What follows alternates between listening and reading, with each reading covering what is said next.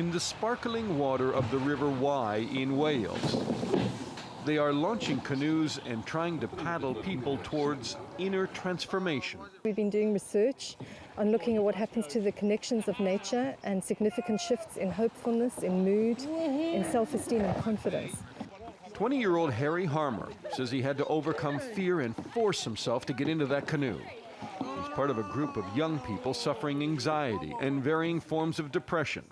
He doesn't usually leave his house in England, sometimes for weeks at a time, and suddenly he's got to navigate rapids. It's just really like calms you down, like when you see the water. I just don't get depressed. Like I have too much, like I have no thoughts in my head because I'm too busy rowing and looking at the view. It's just really good.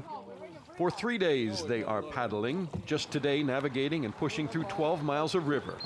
It's called Wilderness Therapy, run by therapist Joe Roberts. We're taking people right out of a comfort zone. Most of our young people are urban. Most of our young people do not get a lot of contact with wild nature. And what happens in wild nature is that it's unpredictable, and you have to find ways of managing yourself in this environment. And that's the power of the magic of working in nature.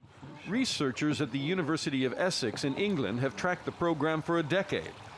They say there is science to support wilderness therapy directly linked to building self-confidence and being in nature. There's a link between self-esteem and depression, so therefore if somebody's on medication for depression, you'd think that these experiences would drag them in the right direction along with that medication, perhaps then allowing you to lower the dose at some point earlier than you might have done otherwise.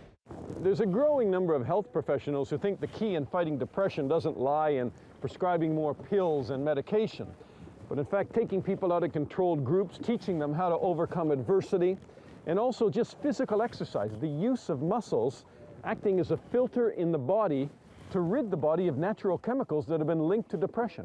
I think I can achieve a lot in life now. Feel more confident in myself, feel positive about myself. Just another couple of miles to go, and reflections this day could be life-changing. Dana Lewis, TRT World, Wales.